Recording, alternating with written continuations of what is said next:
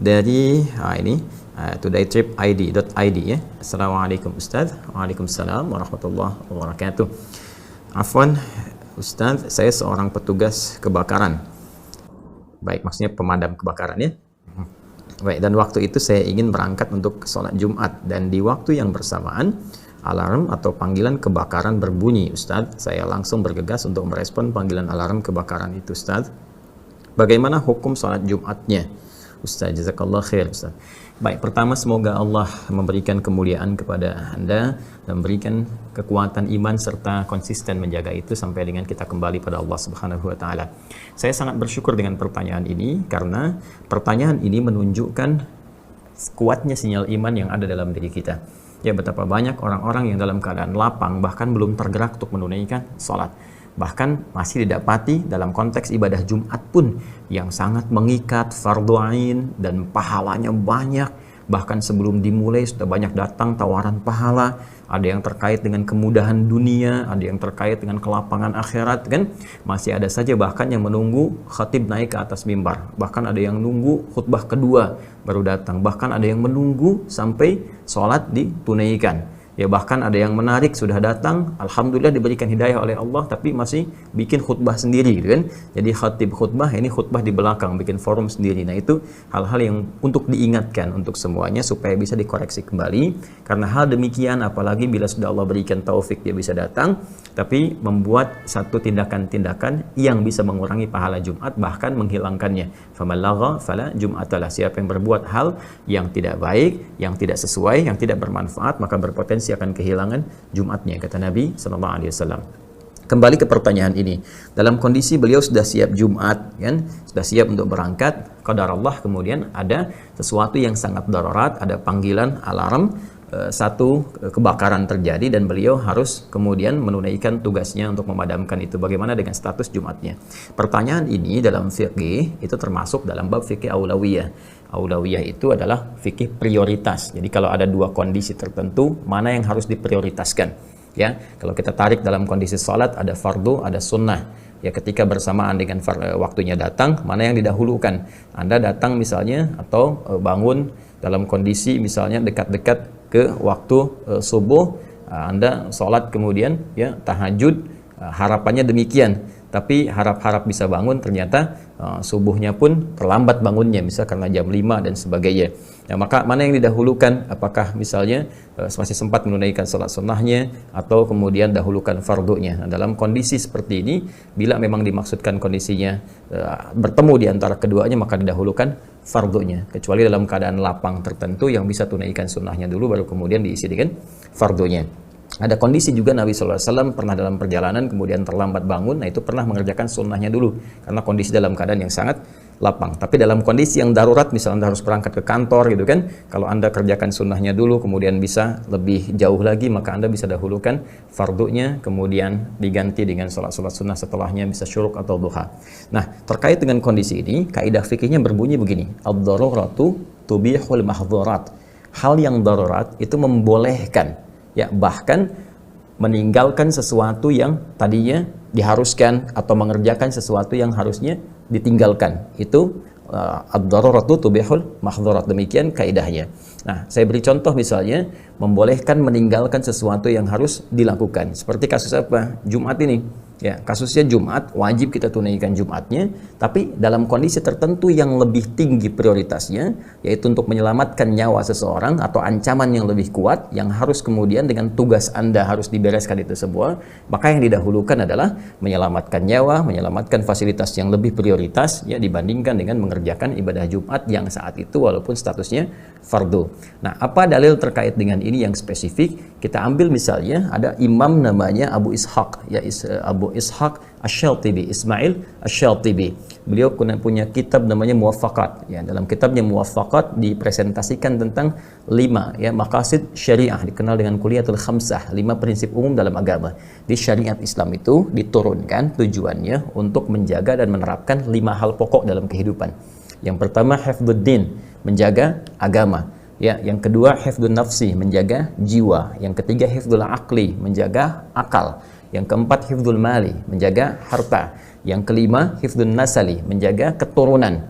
Nah, 5 syariat Islam ditujukan untuk menjamin keberlangsungan harmonisasi 5 prinsip kehidupan ini. Nah, di antara 5 ini terkait pertanyaan Anda adalah hifdzun nafsi, menjaga jiwa. Karena itu diharamkan dalam Islam membunuh, diharamkan melukai, merampok, membegal, haram hukumnya karena bisa melukai ya kepada fisik, bahkan bisa menghilangkan nyawa atau jiwa. Dalam kondisi tertentu jiwa dalam keadaan terancam, maka prioritasnya lebih tinggi dibandingkan dengan ibadah-ibadah bahkan yang sifatnya fardu. Ya, saya ambil contoh misalnya dalam konteks kebakaran yang Anda sampaikan. Boleh jadi di tempat yang terbakar itu ada nyawa yang harus diselamatkan. Ya, sedangkan Anda ada tuntutan untuk Jumat, maka menyelamatkan nyawa itu lebih diutamakan dibandingkan dengan mengerjakan sholat Jumat, yang bahkan dalam kondisi ini Anda bisa ganti kemudian dengan menunaikan sholat zuhur. Ya, jadi benar tindakan Anda dan di sini Anda mendapatkan pahala lebih.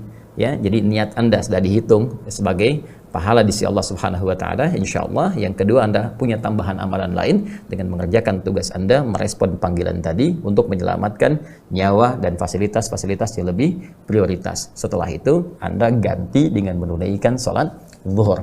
Ya, kasus berbeda, misal Anda sedang sholat di masjid, ya, kemudian terjadi gempa dan Anda merasakan struktur bangunannya tidak kuat. Ya, sudah mulai ada tanda-tanda sebagian atap jatuh dan sebagainya, maka dalam kondisi seperti ini pun jangan pertahankan sholatnya. Anda bisa keluar, membatalkan sholatnya, keluar dari situ, berlindung di tempat yang lebih baik. Setelah itu gempa reda, Anda bisa lanjutkan kembali sholatnya. Ya, berbeda jikalau kemudian konstruksi bangunannya Anda rasakan kokoh. Ya, Anda rasakan kokoh, kuat, gempanya sekalipun misalnya agak terasa tinggi, tapi getarannya tidak menjadikan struktur bangunannya terganggu, ya, Anda bisa bertahan untuk melanjutkan sholat misalnya dengan kekuatan iman masing-masing tentunya, seperti yang pernah terjadi di Bali. Dan semoga Allah memuliakan saudara-saudara kita di sana.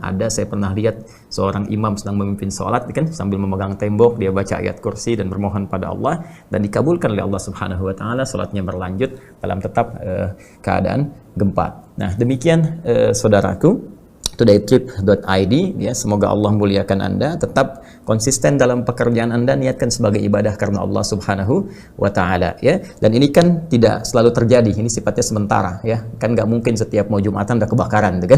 Ini kondisi-kondisi yang tertentu saja. Nah, mohon izin sebelum saya merespon yang lainnya, saya lanjutkan lagi supaya kita paham.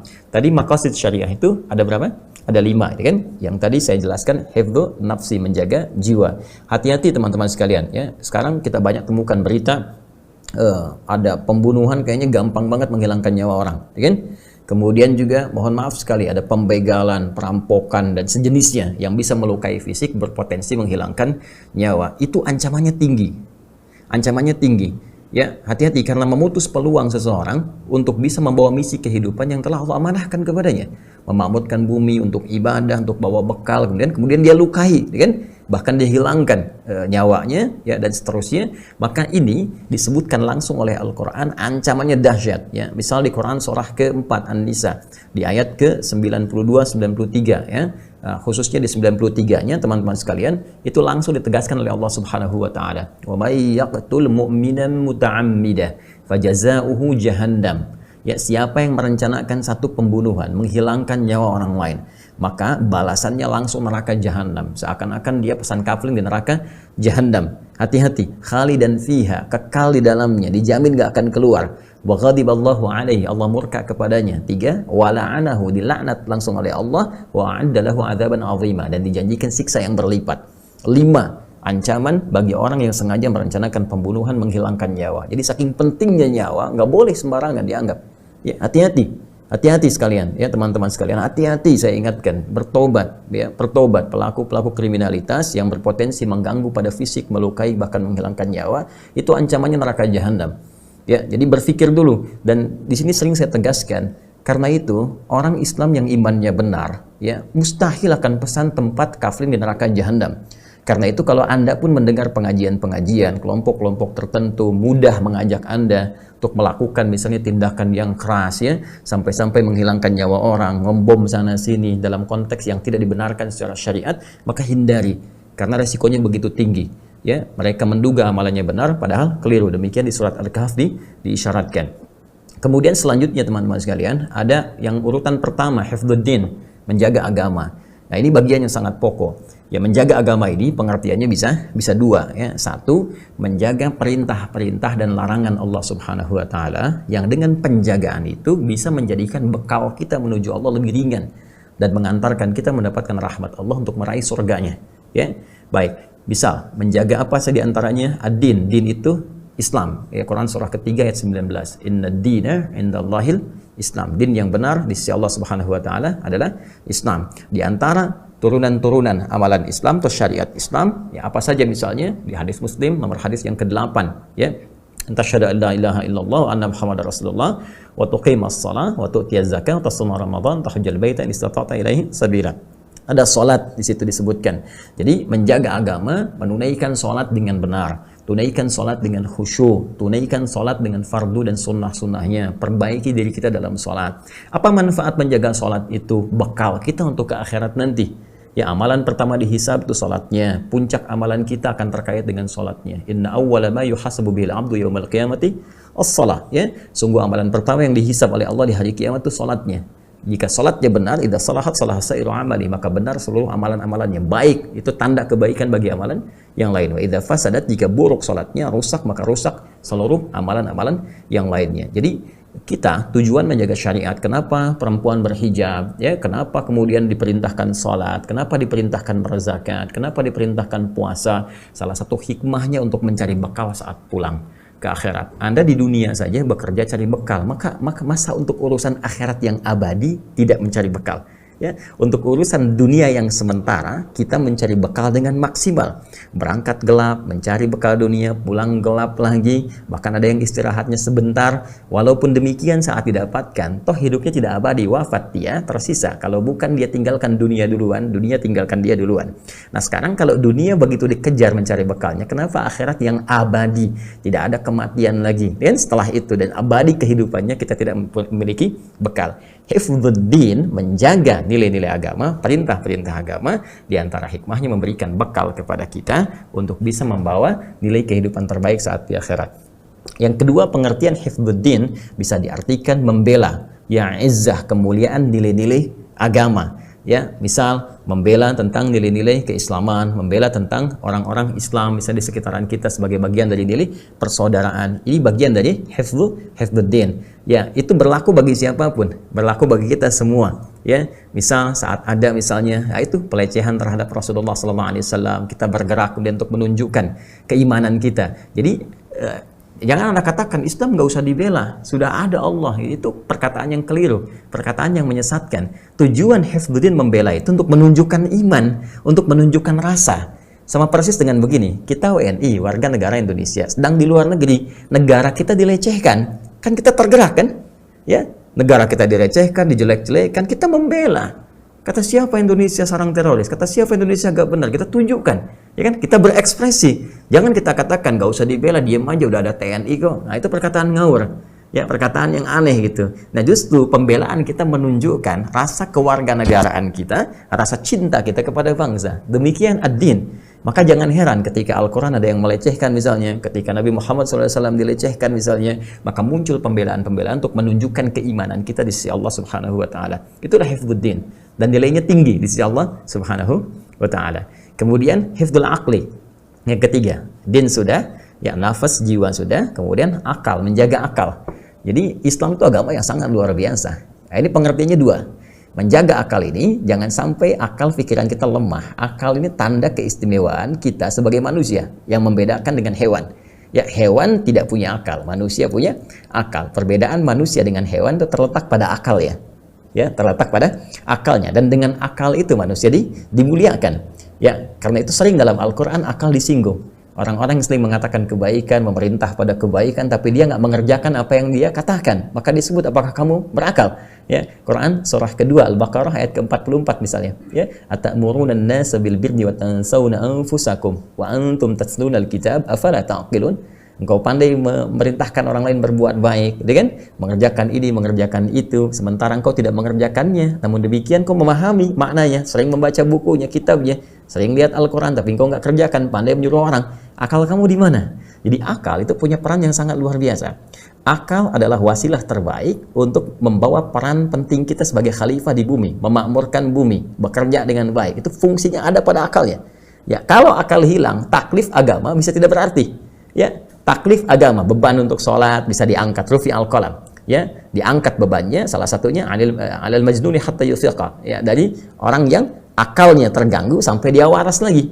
Ya, pun demikian dalam kehidupan juga jadi tidak berfungsi. Ya, nah, karena itulah teman-teman sekalian, agama datang untuk memberikan perlindungan kepada akal dengan dua cara. Satu, ya, aktifkan potensi-potensi akal kita supaya menjadi pribadi yang cerdas yang menuntun kita untuk membawa misi kebahagiaan dan kesuksesan di bumi.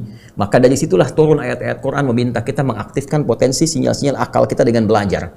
Misalnya wahyu pertama turun, Iqra bismi rabbikal ladzi khalaq. Ayo, ajakan untuk membaca, banyak baca, luaskan wawasan kita. Kemudian nanti ada minta ayat untuk belajar. Ya, bahkan disertakan dengan jihad. Quran surah 9 ayat 122. Wa ma kana al-mu'minuna liyanfiru kaffah falaula nafara min kulli firqatin minhum ta'ifatun liyatafaqahu fid din. Belajar. Wa liyunziru qaumahum idza raja'u ilaihim la'allahum yahdharun. Jadi, belajar disamakan dengan jihad pahalanya. Ya, punya tanda kekuatan iman kita. Itu hal-hal yang sangat penting. Afala yatadabbaruna al-Qur'an? Kenapa ada yang tidak di antara kalian tidak tergerak untuk bisa meneliti Al-Qur'an? Ya, meneliti. Di Quran itu ada ayat riset. Afala yanzuruna ilal ibli kaifa khuliqat?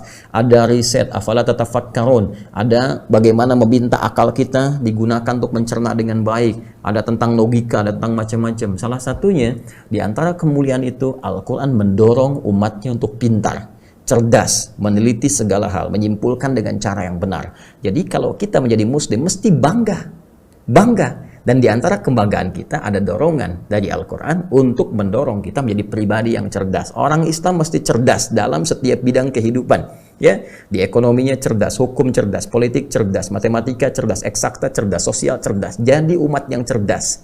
Ya, jadi yang paling depan, jadi pionir. Nah, kemudian yang kedua, untuk menjaga akal ini pun Al-Quran menerapkan larangan-larangan yang bisa merusak akal. Karena itu diharamkan misalnya mirasantika dengan segala jenisnya, minuman keras dan narkotika, ya disebut khamar. Ya, di Quran surah kedua ayat 219 misalnya, yas'alunaka 'anil khamri wal maisir. Mereka bertanya kepada Muhammad SAW tentang khamar. Khamar itu disebut khamar ma yakhmurul aqla, yang merusak akal. Ya, ketika dikonsumsi bisa merusak saraf-saraf di otak kita, di akal kita. Ya, tiba-tiba tidak sadarkan diri, ngawur perkataannya, merusak daya ingat, lemah. Karena itu orang Islam tidak bersinggungan dengan narkotika, tidak bersinggungan dengan narkoba. Orang Islam tidak nyabu, orang Islam tidak mengonsumsi ganja, orang Islam tidak mengonsumsi segala hal yang bisa merusak akalnya. Jadi kalau Anda ditanya kenapa Anda tidak minum minuman keras, ya, nah, Anda bisa jawab karena minuman keras bisa berpengaruh kepada akal saya, otak saya. Islam mengajak saya untuk pintar, sedangkan minuman keras ini bisa mengurangi kepintaran saya. Ya, baik pun demikian dengan makanan-makanan lain. Karena itu diharamkan dalam Al-Quran mengonsumsi makanan-makanan yang bisa merusak bagian tubuh kita pun mengganggu jalan pikiran atau akal kita. Jadi kalau sadar dengan ini semua, maka syariah tujuannya kita pasti akan menerima syariat dengan baik. Ya. Kemudian ada yang keempat, hifdzul mal, menjaga harta. Ada dua timbangannya, akhirat dan dunia. Akhirat itu menjaga harta dengan cara beramal lewat harta kita. Zakat, infak, sedekah. Dengan mengeluarkan itu Allah tambah lagi harta kita dan mencatatkan pahala untuk memberikan rahmat Allah saat kita pulang menuju Allah di akhirat kelak. Ya. Kemudian kedua, penjagaan dalam bentuk menjaga harta itu dilarang kemudian melakukan tindakan-tindakan yang bisa merampas harta dengan cara yang tidak dibenarkan. Mengambil harta dengan cara yang tidak dibenarkan. Ya, karena itu di Islam dilarang mencuri dengan segala jenisnya. Korupsi, nah itu ya, awas, mencuri apapun, harta yang kecil yang besar dilarang. Karena dengan itu berpotensi bisa merusak tatanan kehidupan sekaligus, maaf, bisa salah menggunakan harta itu dengan kehilangan berkahnya. Jadi kalau ada larangan di Islam, larangan mencuri, larangan korupsi, larangan riba, salah satu manfaatnya supaya tidak mengganggu stabilitas kehidupan manusia dan menghilangkan peluang kita mendapatkan rahmat Allah di akhirat. Terakhir, hifdun nasali, menjaga keturunan. Ya, di sini ada dua juga. Pertama, petunjuk-petunjuk langsung dari Al-Quran, dari hadis untuk menyiapkan keturunan kita lebih baik dibandingkan dengan kita. Karena tantangan mereka di masa depan itu lebih daripada yang kita hadapi sekarang. Di antaranya Quran surah keempat, An-Nisa misalnya ayat ke-9. وَلْيَخْشَى الَّذِينَ لَوْ تَرَكُوا مِنْ خَلْفِهِمْ ذُرِّيَّةً ضِعَافًا خَافُوا عَلَيْهِمْ وَلْيَتَّقُوا اللَّهَ وَلْيَقُولُوا قَوْلًا سَدِيدًا. Ya, Dan kata Allah, hendaklah engkau merasa khawatir jika engkau meninggalkan keturunan yang lemah. Lemah akalnya, lemah agamanya, lemah pikirannya, lemah hartanya. Siapkan mereka jadi generasi terbaik. Dan itu bagian dari ketakwaan kita kepada Allah Subhanahu wa taala. Waliyattaqullah, bertakwalah kepada Allah dengan merawat keturunanmu. Maka seperti Imran dengan Hannah menikah, ya, kemudian lahir Maryam. Maryam lebih baik daripada Hannah dan Imran, bapak ibunya. Maryam melahirkan Isa alaihissalam. Isa lebih baik daripada ibu dan kakek neneknya. Demikian terus sampai ke bawah, teman-teman sekalian, karena tantangan mereka di masa depan lebih daripada kita. Jangan katakan, Ustadz, doakan anak saya jadi seperti Anda. Tidak, harus lebih baik daripada seorang Adi Hidayat, karena tantangan dia di masa depan lebih daripada apa yang saya hadapi saat ini. Dan yang terakhir, dilarang. Sekali lagi, ada perintah, ada larangan. Dilarang berbuat sesuatu yang bisa merusak garis keturunan sehingga mereka tidak ternoda di masa depan.